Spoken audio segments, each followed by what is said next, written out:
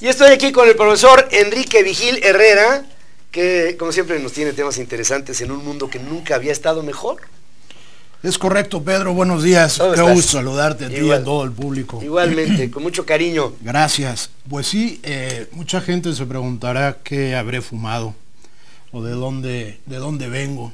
Pues la verdad es que a pesar de que la sensación sea la contraria, el mundo, estadísticamente hablando, y en realidad para miles de millones de personas, nunca había estado mejor. Por primera vez en la historia, la pobreza extrema bajó del 10% en el mundo. 9.8% de la población del mundo es gente que vive en pobreza extrema, la cual se define según un criterio con menos de $1 al día o según el criterio de la ONU con 1.25 al día. La verdad es que estamos hablando de que hay pobreza, estamos hablando de que falta mucho para que mejorar en el mundo, en nuestro país no se diga. Pero si comparamos con el pasado, no todo tiempo pasado fue mejor.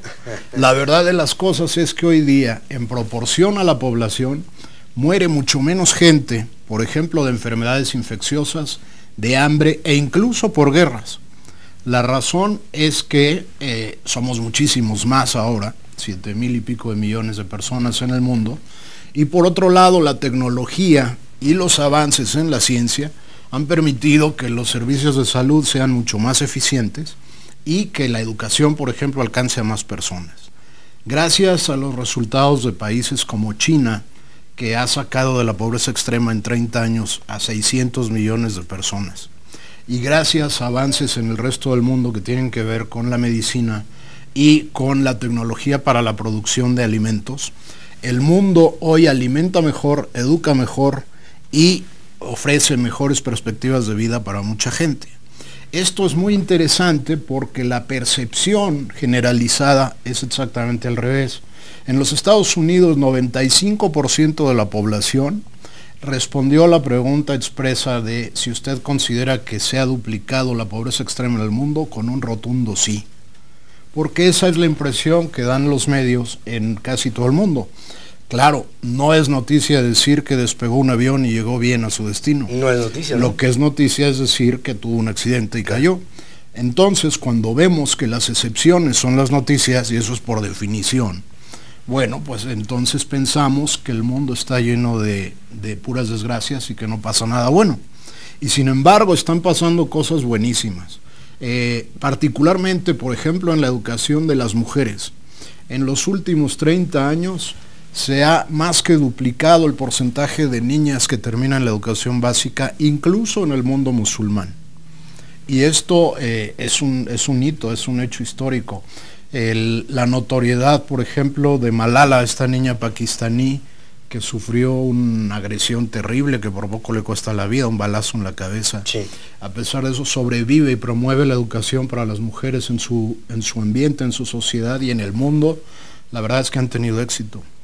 En África, por ejemplo, se está reconquistando la desertificación de la parte norte de la parte húmeda de África y ha habido muchas iniciativas apoyadas por fundaciones, sobre todo privadas de todo el mundo, que han recuperado, por ejemplo, la administración de muchos parques naturales. En Asia, la producción de alimentos, gracias al trabajo del doctor Norman Borlaug, que es un héroe del cual hablaremos en otra ocasión, está produciendo suficiente alimento. Y en general, en el mundo, la perspectiva es a mejorar. Las próximas 2 décadas, de acuerdo con los nuevos objetivos de la ONU, ¿te acuerdas que antes del 2000 plantearon los objetivos del milenio? Sí. Para el 2015, la meta de descenso de pobreza extrema se cumplió sobradamente. Y ahora la ONU pone el reto de terminar con la pobreza extrema para el 2030.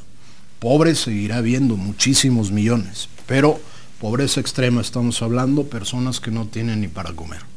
Entonces, mucho ojo porque esto abre oportunidades y sobre todo nos puede ayudar a ver la vida con un poquito más de optimismo y sobre todo, pues hombre, pasarla un poco mejor.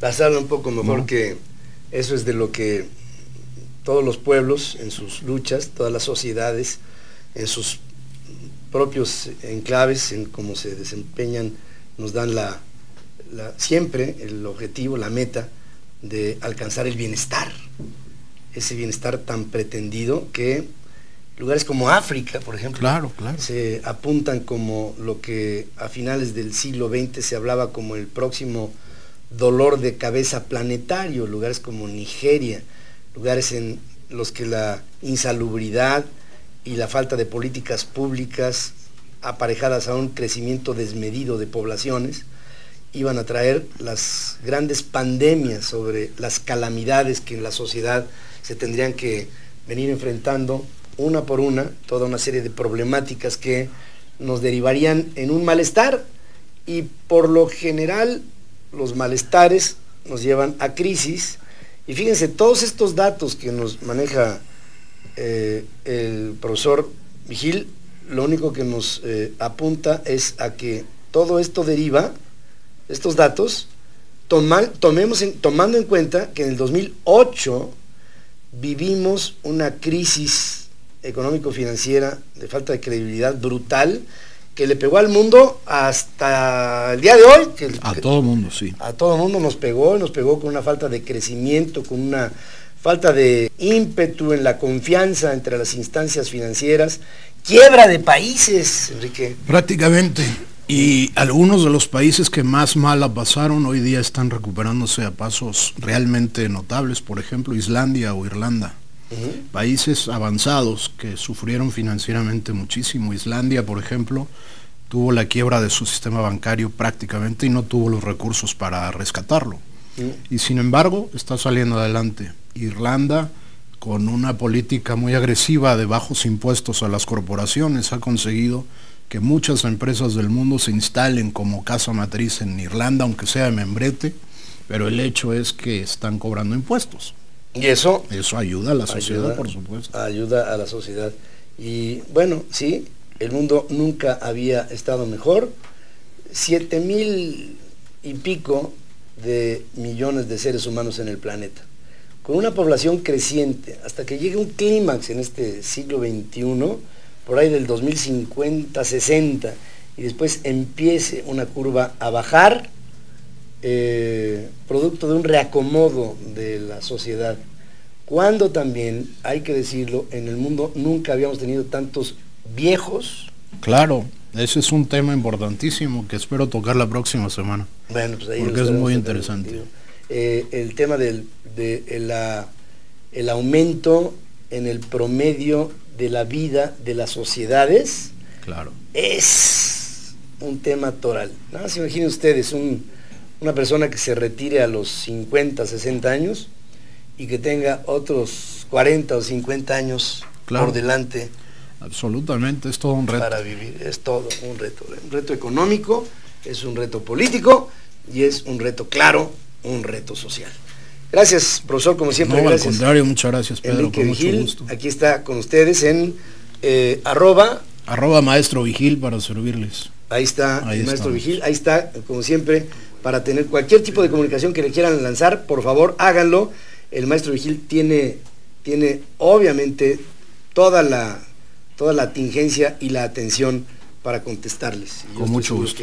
Claro que sí. Lo va a hacer con gran entusiasmo. Vamos a hacer una breve pausa. Aquí regreso con más información.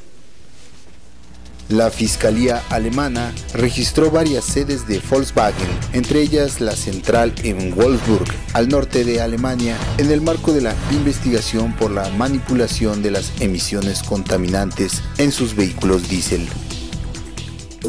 Porque México es mucho más que los problemas del DF. Ferris Live TV se va de gira por todo el país durante octubre y noviembre.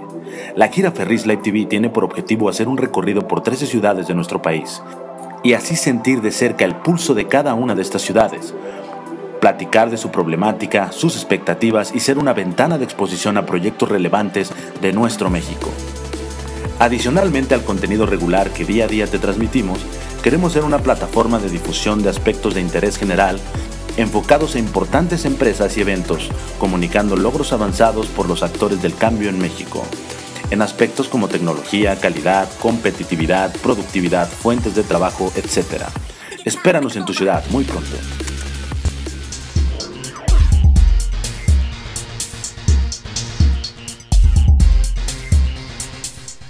Y estoy aquí, como ustedes saben, con Luis Manuel El Chacho López, y Luis Manuel y un servidor, hablado con